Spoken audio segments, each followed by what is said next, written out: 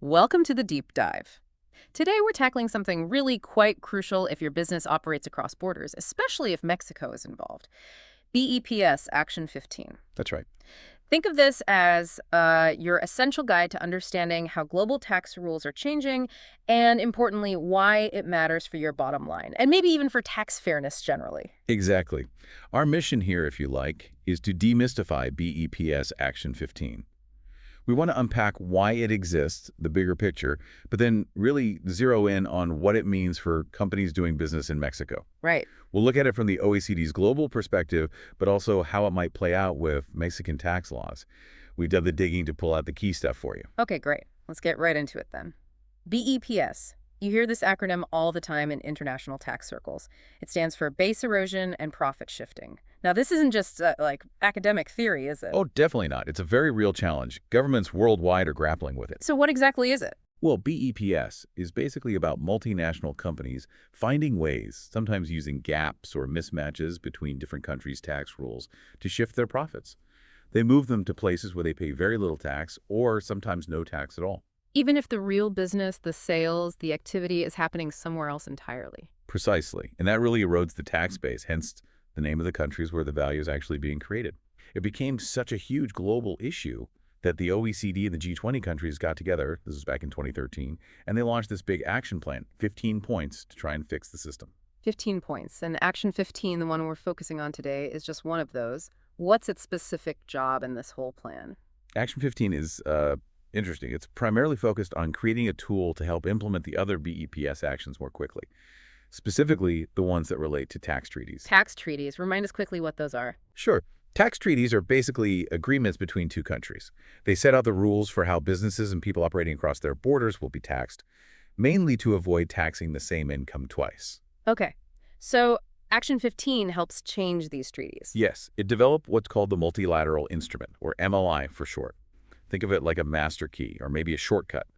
It allows countries to amend lots of their existing bilateral tax treaties all at once to bring in the agreed BEPS measures without having to renegotiate each treaty individually, which would take forever. Ah, I see. So it's the delivery mechanism. Exactly. So while we won't dive deep into the MLI's mechanics today, understanding it exists is key because it shows how the substance of the other BEPS actions can rapidly impact tax rules affecting countries like Mexico through their treaty network. That makes perfect sense. Action 15 is the tool, but the real impact comes from the changes it helps implement from the other actions.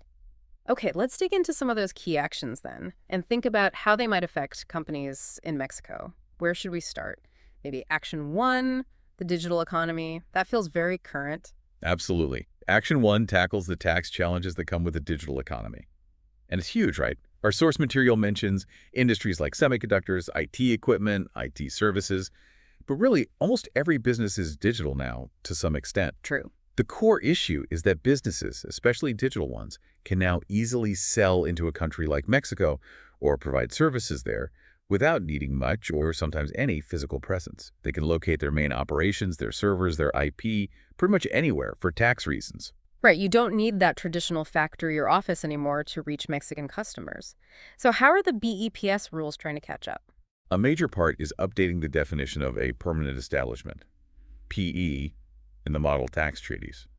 A PE is the threshold, basically, that determines if a foreign company has enough presence in a country to be taxed there on its profits. Okay.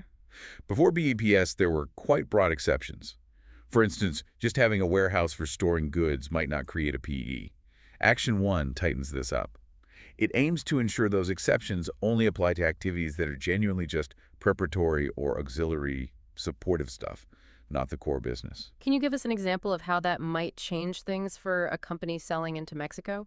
Yeah, imagine a large online retailer, maybe based in the US. They don't have a store in Mexico, but they have a big warehouse just south of the border, maybe in Tijuana, staffed with people, just to handle storage and quick shipping for all their Mexican online orders. Yeah. Before, they might argue, that's just storage and delivery, it's auxiliary, no PE in Mexico. But under the newer BEPS approach, that warehouse operation is arguably an essential part of their sales activity in Mexico. It's not just preparatory. So that could now potentially be seen as a PE, meaning the retailer might owe Mexican income tax on profits linked to those sales. Our source explicitly flags this kind of large local warehouse for online sales. Interesting. So a significant operational footprint, even not just logistics for online sales, if it's core to serving the Mexican market, could now trigger Mexican tax liability. What else is in Action 1? It also gets into the really thorny issue of how you tax data. Data is incredibly valuable, but it's usually not on a company's balance sheet for accounting. How do you value it? Who owns it? Big questions. Yeah, tricky. And it also touches on consumption taxes, like VAT or IVA in Mexico. The principle is usually the destination principal taxes due where the customer is located. Action 1 discusses how this applies to cross-border digital services, distinguishing between sales to businesses, B2B, and sales to consumers, B2C. This definitely influences how Mexico approaches taxing things like streaming services or software downloads coming from abroad. Right. The digital world really did throw a spanner in the works for old tax rules. Okay, let's shift gears. Action 2. Neutralizing the effects of hybrid mismatch arrangements. Wow, that sounds technical. Break that down for us. It is a bit technical, but the concept is pretty straightforward once you get it. It's about situations where, because two countries treat the same entity or the same financial instrument differently under their tax laws, you get, well, mismatches. Mismatches. Yeah, these mismatches can lead to things like a payment being tax deductible in the country where it's paid, but not being taxed as income in the country where it's received. That's called a deductional inclusion outcome, or DNI. Or, even worse sometimes, you could get the same expense being deducted for tax purposes in both countries. A double deduction, DD. A double deduction. That sounds like a loophole big enough to, well, drive a truck through. Exactly. And that's what Action 2 aims to stop. Our source gives examples using financial instruments. The BEPS recommendations include specific rules to counteract these outcomes. For instance, there's a primary rule that often targets the deduction side first. If a payment leads to a DNI outcome because of a hybrid mismatch, the country giving the deduction might simply deny it. Just say no deduction allowed here. Pretty much. There are also secondary or defensive rules if the first country doesn't act, and rules dealing with specific structures like reverse hybrids entities treated as transparent in one place but opaque in another. It also mentions how these rules interact with interest limitation rules, like those in Action 4 generally. The hybrid rules apply first. And it defines a structured arrangement where parties might be aware of the mismatch. Can you paint a picture? Give us a simple example of that DNI thing. Sure, let's say a company in Mexico borrows money via a specific type of loan, maybe a subordinated loan from its parent company in country X. Under Mexican rules, the interest paid is deductible. But under country X's rules, perhaps because of how they view that specific loan instrument, the interest received isn't treated as taxable income. Or maybe it qualifies for some kind of tax credit that cancels out the tax. Ah, okay. So Mexico grants a deduction, but country X effectively doesn't tax the income. That's a DNI outcome. Action 2 rules would aim to neutralize, likely by denying the deduction in Mexico. Our source actually uses a similar scenario as example 1.4. There are other examples too, like involving disregarded entities or using hybrid financial instruments leading to mismatches, like example 1.23. There's also an imported mismatch rule to stop companies shifting these mismatches through intermediary countries. Okay, that makes it much clearer. So if Mexico fully adopts these rules, businesses need to be really careful about the tax treatment of entities and instruments in both countries involved in a transaction, because deductions they were previously getting in Mexico might disappear. Right, next up. Action 3, Controlled Foreign Company Rules, CFC rules. Sounds like more tax alphabet soup. It is another key one. CFC rules are basically anti-deferral rules. They're designed to stop companies, particularly multinationals, from avoiding tax in their home country by simply parking profits in subsidiaries set up in low-tax or no-tax jurisdictions, tax havens, essentially. So instead of bringing the profits back home where they'd be taxed at, say, Mexico's rate, they just leave them sitting offshore indefinitely. That's the practice CFC rules target. The idea is, if a company based in a higher tax country like Mexico controls a subsidiary in a low-tax place, and that subsidiary earns certain kinds of easily movable income, think passive income like interest or royalties, then Mexico might tax the Mexican parent company on that income now, even if the subsidiary hasn't actually paid it out as a dividend yet.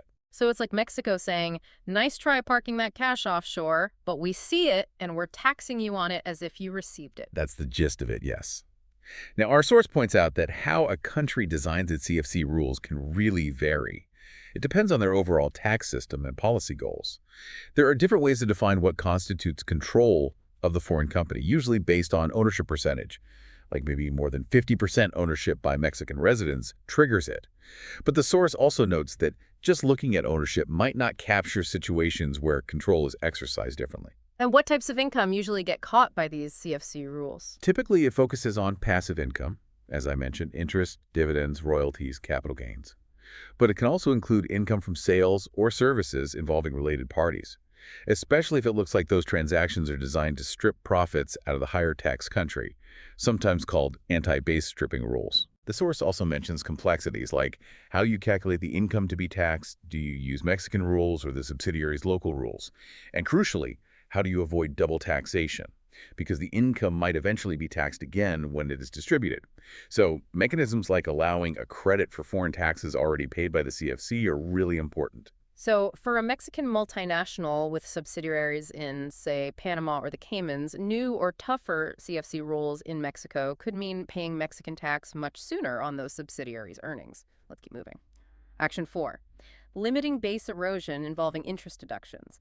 Interest is a pretty standard business cost, so limiting deductions sounds significant. It really is. Action 4 is specifically aimed at preventing companies from loading up subsidiaries in higher tax countries with excessive debt owed to other group companies, often in low tax locations, and then using the interest deductions to wipe out taxable profits. Using debt strategically to reduce tax. Exactly. Yeah. So the main recommendation from the OECD under Action 4 is for countries to adopt a fixed ratio rule. This rule would limit the amount of net interest expense a company can deduct for tax purposes to a fixed percentage of its earnings. The benchmark usually used is EBITDA earnings before interest, taxes, depreciation, and amortization. So you can only deduct interest up to, say, 30% of your profits, defined as EBITDA. That's the typical range, yeah. Yeah. Often between 10% and 30%. So it puts a cap on interest deductions based on your economic activity and earnings generated in that country. Now, the OECD also suggested an optional group ratio rule. This could allow a company to deduct interest expense exceeding the fixed ratio if its entire global group is also highly leveraged. Basically, you could deduct up to the group's overall net third-party interest to EBITDA ratio. This helps groups that genuinely need high leverage for commercial reasons. But importantly, our source notes countries don't have to implement this group ratio rule. They can stick just with the fixed ratio. There are also variations like an uplift approach or an equity escape rule as alternatives within the group ratio concept. And the source mentioned tax EBITDA. Is that different from the EBITDA companies report in their financial statements? Yes, it generally is. Tax EBITDA starts with a company's taxable income before applying the interest limitation itself, and then you add back the amounts deducted for tax purposes for net interest expense, tax depreciation, and tax amortization. You generally exclude income that isn't subject to tax in the first place, like certain dividends or foreign branch profits, to get a clearer measure relevant for the tax calculation. Can you give us a quick feel for how this fixed ratio works? Sure. Our source has example 6A. Imagine Mexico Ltd. has a tax EBITDA of $100 million. It pays $40 million in net interest expense during the year. If Mexico implemented a fixed ratio rule set at, say, 30% of tax EBITDA. Then 30% of $100 million is $30 million. Exactly. So Mexico could only deduct $30 million of its interest expense in that year. The remaining $10 million would be non-deductible, although countries often allow disallowed interest to be carried forward to potentially be deducted in future years, subject to the same limit. Got it. So this could really impact highly leveraged companies operating in Mexico, potentially increasing their effective tax rate if they can't deduct all their interest. Right, let's move to Action 5. Countering harmful tax practices, focusing on transparency and substance. This sounds like it's trying to ensure tax incentives aren't just smoke and mirrors. That's a good way to put it. Action 5 aims to revamp the work on identifying and curbing harmful tax practices, with a much stronger emphasis now on requiring substantial activity to qualify for any preferential tax treatment. No more benefits just for setting up a postbox company. Makes sense. A key part of this is the nexus approach, which is specifically designed for regimes that offer tax breaks on income from intellectual property, things like patents, often called patent boxes. The nexus approach, what does that involve? It basically creates a direct link, a nexus, between the tax benefits a company gets from its IP income and the actual R&D expenditure that created that IP. The idea is the benefits should reward the jurisdiction where the real innovation work happened. How does it make that link? There's a formula, essentially. Our source outlines it. It looks at the company's own qualifying R&D spending, plus R&D outsourced to unrelated parties. and compares that to the total spending, which also includes costs like acquiring the IP or outsourcing R&D to related parties within the same group. So if a company gets a low tax rate on patent income in, say, Ireland, but most of the scientists who actually developed the patent were working in a lab in Mexico. Then under the nexus approach, Ireland might have to limit the tax benefit proportionally. The more R&D you outsource to related parties offshore, or the more you rely on acquired IP rather than developing it yourself, the lower your nexus ratio and the smaller the tax benefit you can claim. It's about aligning the benefit with the substance of the R&D activity. That makes a lot of sense, rewarding the work, not just the ownership location. What about the transparency aspect of Action 5? This is about information sharing between tax authorities. Action 5 established a framework for the compulsory, spontaneous exchange of information on certain types of tax rulings that countries give to specific taxpayers. What kind of rulings? Rulings that could potentially give rise to BEPS concerns. Things like rulings related to preferential regimes, like patent boxes, unilateral advanced pricing agreements, APAs, that set transfer prices, rulings about permanent establishment status, related party conduit rulings, and so on. The idea is that other potentially affected countries should be aware of these rulings. So, if the Mexican tax authority gives a specific company a favorable ruling on, say, its transfer pricing, Mexico might now be obligated to automatically share the key details of that ruling with the tax authorities in the company's home country or where its related parties are. That's the principle, yes. Increased transparency to help tax authorities connect the dots globally. Okay. Moving on to Action 6. Preventing treaty benefits in inappropriate circumstances. This sounds like it's targeting abuse of those tax treaties we mentioned earlier. Exactly. It's aimed squarely at preventing treaty shopping. Treaty shopping. That's where a resident of a third country, one that doesn't have a favorable tax treaty with Mexico, tries to gain access to the benefits of a treaty Mexico does have with another country, usually by setting up an entity, maybe just a shell company, in that other country. Trying to route investments or income through a treaty country just to get lower withholding taxes, for example? Precisely. It undermines the purpose of treaties, which are meant to be reciprocal agreements between the residents of the two signatory countries to avoid double taxation and facilitate genuine trade and investment between them. So how does Action 6 propose to stop this? The main tool recommended is the inclusion of a general anti-abuse rule directly into tax treaties. This is often called the principal purpose test, or PPT. PPT. Yes. It basically says that a treaty benefit, like a reduced withholding tax rate, can be denied if obtaining that benefit was one of the principal purposes of the arrangement or transaction, unless granting the benefit would be in line with the object and purpose of the treaty provisions. It looks at the subjective intent. So even if you technically meet all the other requirements, if the main reason you structured things a certain way was just to grab a treaty benefit, it can be denied. That's the core idea. It's a broad backstop against abusive arrangements. Action 6 also suggests more specific rules, like a limitation on benefits, or LOB clause, which is common in U.S. treaties. LOB clauses often define specific categories of qualified persons who are eligible for treaty benefits. Like who? Typically, things like publicly traded companies whose shares are regularly traded on a recognized stock exchange in their home country, or companies where their principal place of management and control is genuinely located in that country. Our source mentions these criteria. But even if you are a qualified person, the source notes you still have to meet other treaty requirements, like beneficial ownership tests for dividends or interest.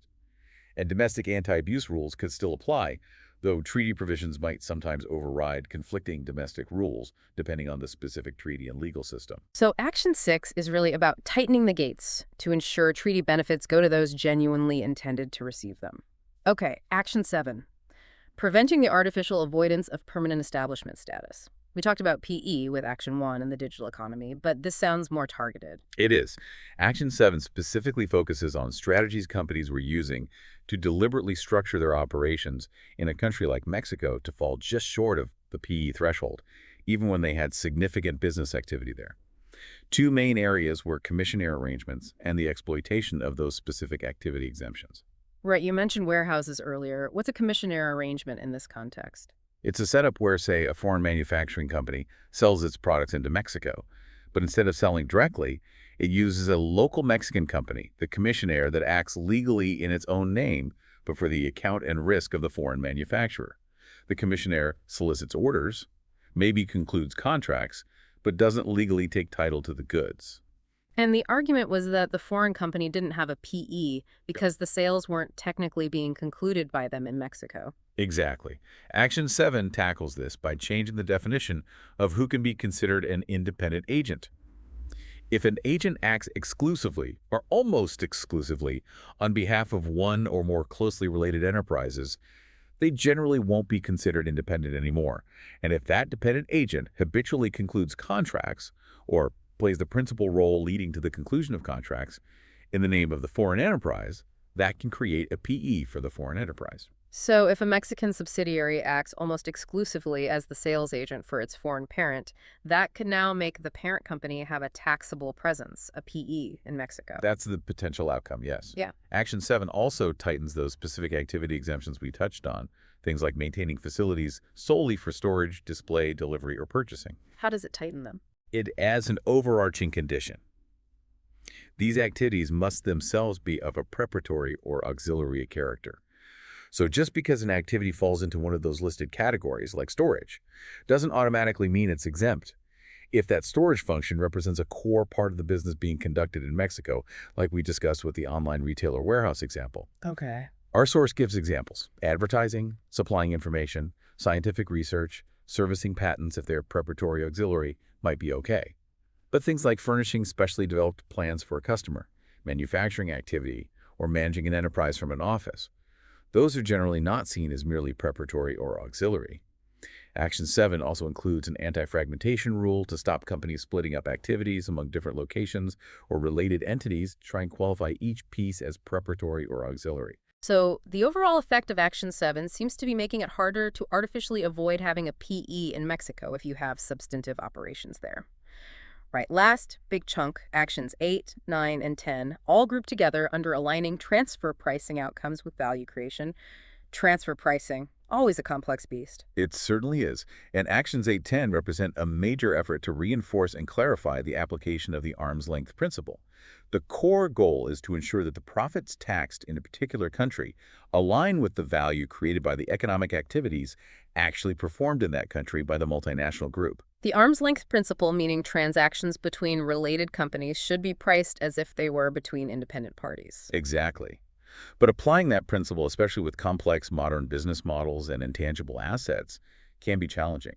So these actions provide much more detailed guidance. What's the key shift in thinking? A huge emphasis is placed on accurate delineation of the actual transaction.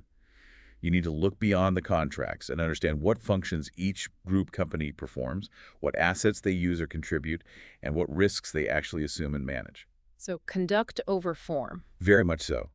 Our source uses an example. Company A might legally outsource R&D to its subsidiary, Company B. But if Company A continues to make all the key strategic decisions about the R&D, controls the budget, and bears the financial risks if the R&D fails, then Company A should be allocated most of the potential return or loss associated with that R&D, even though Company B is doing the day-to-day work. Company A should get an appropriate reward for its functions, assets, and risks, maybe like a service provider. That makes sense. What about intangibles? Patents, brands, know-how? They're often central to a multinational's value. Absolutely. Actions 810 provide extensive guidance on intangibles. It stresses the importance of identifying who performs the key functions related to the development, enhancement, maintenance, protection, and exploitation of intangibles, the so-called DEMPI functions. Yes. The idea is that the profits associated with an intangible should be allocated among the group companies based on their contributions to these DEMPI functions, the assets they use, and the risks they assume related to the intangible. Just legally owning an intangible isn't enough to entitle you to all the profits if you don't perform the key functions. You also need to clearly identify the specific intangibles involved and the rights being transferred in any related party transaction. Our source mentioned it can be hard to find good comparable transactions for unique, valuable intangibles. How do you set an arm's length price then? The guidance acknowledges that finding perfect comparables can be difficult, especially for unique intangibles. But it emphasizes that doesn't mean you can't determine an arm's length price. You need to use the most appropriate transfer pricing method based on the facts and circumstances, carefully considering the economic realities. Sometimes valuation techniques might be needed. The key is that the outcome must reflect the relative contributions and value creation of the parties involved, not just rely on convenient labels or the absence of exact comparables. Are there other specific areas covered in Actions 810? Yes, they also provide guidance on other tricky areas. For example, low value-adding intra-group services, think routine back-office support functions. There's guidance suggesting a simplified approach for determining the arm's length charge for these, often based on costs plus a small standard markup. They also cover cost contribution arrangements, or CCAs. CCAs. That's where group companies agree to pool resources and share the costs and risks of developing something, like a new technology. The guidance stresses that each participant's contribution, usually measured by the value of what they put in, must be consistent with the share of expected benefits they hope to receive from the arrangement. Choosing the right allocation keys to divide the costs is crucial. Okay, so for any company in Mexico that's part of a multinational group, Actions 810 mean their dealings with related companies abroad. Buying, selling, licensing IP, receiving services, sharing costs will be under much greater scrutiny to ensure the pricing reflects the real substance of what's happening in Mexico versus elsewhere. That's the bottom line, yes. Much more focus on functional analysis, risk allocation, and aligning taxable profit with actual value creation. Right. We've covered a lot of ground on these key BEPS actions that Action 15 helps implement. Let's pull it all together. What are the big picture implications for companies operating in Mexico?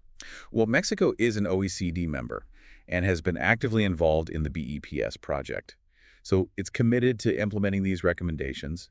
We're already seeing this, and we'll continue to see it, through changes in Mexico's domestic tax laws, like the LISR, income tax law, and LEVA, VA2 law, and also through modifications to Mexico's network of bilateral tax treaties, many of which will likely happen via that multilateral instrument, the MLI we discussed. So it's not just theory, these changes are happening or likely to happen in Mexican law and treaties. Absolutely. Mexican companies with international operations and foreign companies operating in Mexico really need to pay close attention. They'll need to review their structures, their transactions, their financing arrangements, their IP management, basically their whole cross-border setup. What specific areas are likely to feel the impact most? Based on the actions we discussed, several key areas stand out. First, the taxation of digital services provided to or from Mexico. Second, the limits on deducting interest expense for groups operating in Mexico. That Action 4 fixed ratio rule is a big one. Third, the tax treatment of payments involving hybrid entities or instruments where Mexican companies are involved. Action 2 could deny deductions.